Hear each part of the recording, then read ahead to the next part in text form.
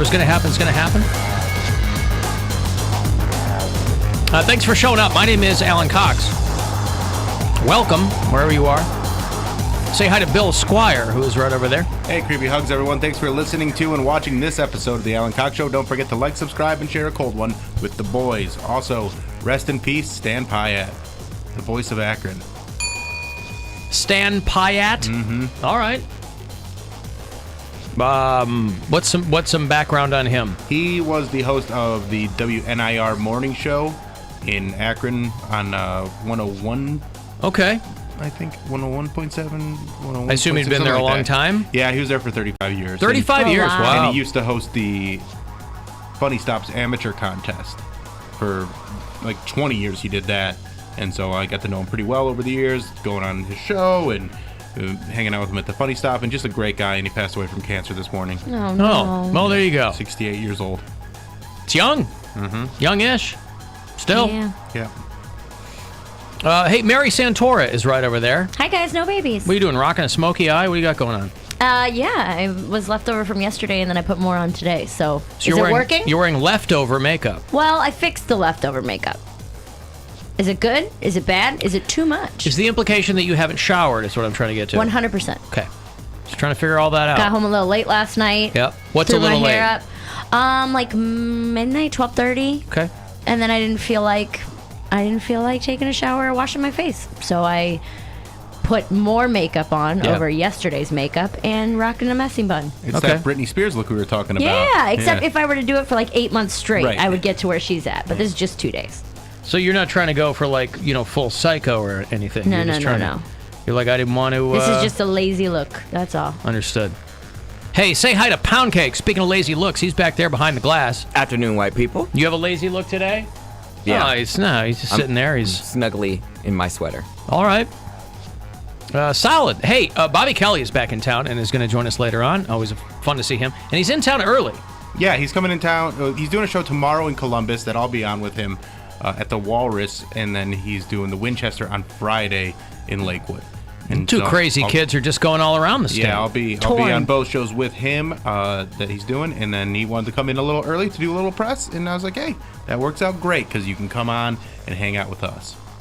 Fantastic. We'll have a good time when Bobby comes by. Of course. And I'll have more Rage Against the Machine tickets for you around 420. Those are happening for you all this week. They are on sale tomorrow morning. They are not cheap. So I will give you a pair later on today for that. 216-578-1007 if you want to join us. 800-348-1007 is an alternate number you could employ. You can shoot me a text if you like, 35192. The aforementioned AlanCoxShow.com for everything else. A lot of people reacting to your ex calling yesterday on the show about the fact that she has no inner monologue. Mm-hmm. She has a whole lot of outer monologue. We've played some of that outer monologue on the show many, many times. Right, when she was screaming at Bill in her voicemail. But also, it came to your attention that she had no inner monologue. Yeah. And so we were talking to her about that, where she doesn't process language or whatever. She doesn't think thoughts in her head the way most people do. There's not like a voice in her head. She doesn't hear thoughts. Yeah, she doesn't hear thoughts. Yeah, and it's very. It sounds weird to say that, but it's real strange. But because you don't really hear thoughts, but you do because have you ever? Because you're not hearing it, you hear with your ears. Yeah, but you hear it like you would be hearing. Yes. It. That's how we process. Right. It. Yeah. Like I've read someone's tweet or Facebook post in their voice before, or like when I can have. You've never done that where you like. I've read something like, oh my God, I could hear you saying this. Mm-mm. Really? No, I'm so self-centered that I will hear that person impersonating me reading their tweet. That's one way to do it. Great. You still hear it, though. Yeah. It's a level we should all strive for. But we get a lot of calls, by the way, anytime, day or night, from people who listen on the podcast if they can't listen live and so want to throw in the Alan Cox Show After Hours line is 216-986-8903. Hey, everyone. Ron from Thomas calling. I was calling about Bill's friend who doesn't have an inner voice when she's reading and such. When we read, our eyes have micro movements called saccades and fixations, and we actually waste a lot of time moving eyes, from word to word to word. There's a plugin for Chrome called Spreed, Spreed, that actually just shows you the words in quick succession. And if you can kind of mute your inner voice and read, you can kind of double or triple your reading, like word per minute. Thanks. Bye.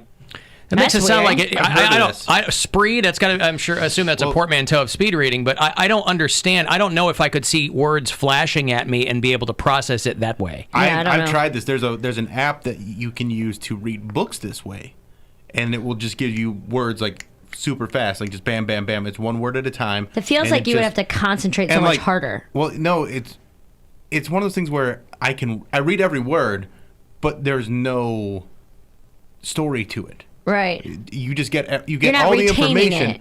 but it's just words. But the sentence structure doesn't seem there. It doesn't seem like you're reading a story. There's no entertainment to that. It's just information. You're not processing any narrative or anything like that. Right, exactly. Yeah. If you're reading, which a lot of people just simply don't. B. Part of reading is kind of taking your time with it. I don't know what, he mentions relaxing micro movements that you might have with your eyes reading that waste time. I can't imagine you're wasting more than microseconds. I mean, who is in that much of a hurry? It's still interesting, I guess. I can't imagine reading that way.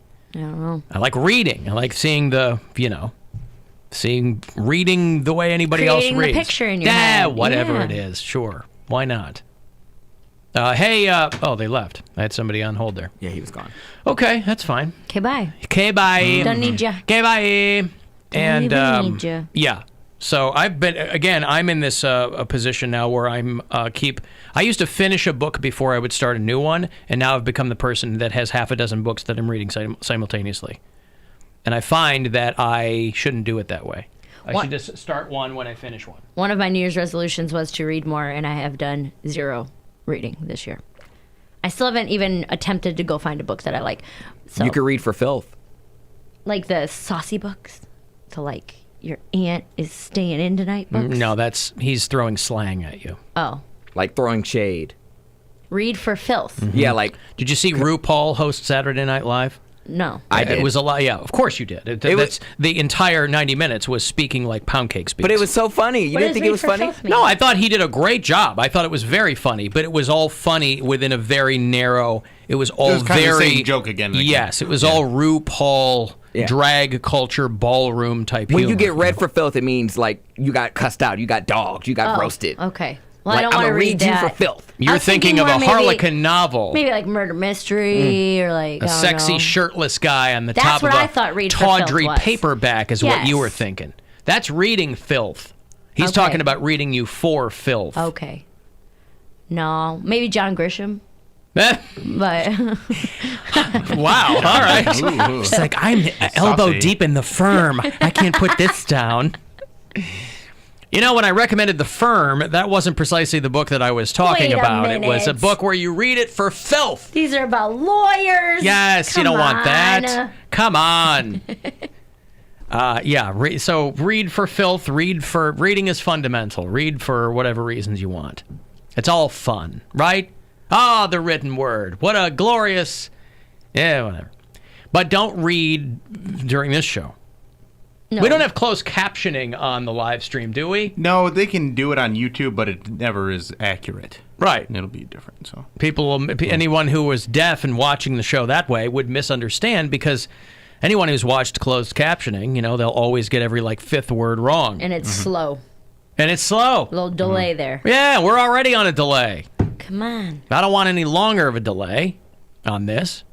Okay, let me break. I got Joe Bonamassa tickets for you. If you like your blues and your rock all mixed together, he's doing a couple of shows at Playhouse Square in March. So I will have those tickets for you coming back. Next shot for you to win $1,000. You can go fund yourself coming up at 2:30. The Alan Cox Show on 100.7 WMMS. And everywhere you go on our free iHeartRadio app. Zero down with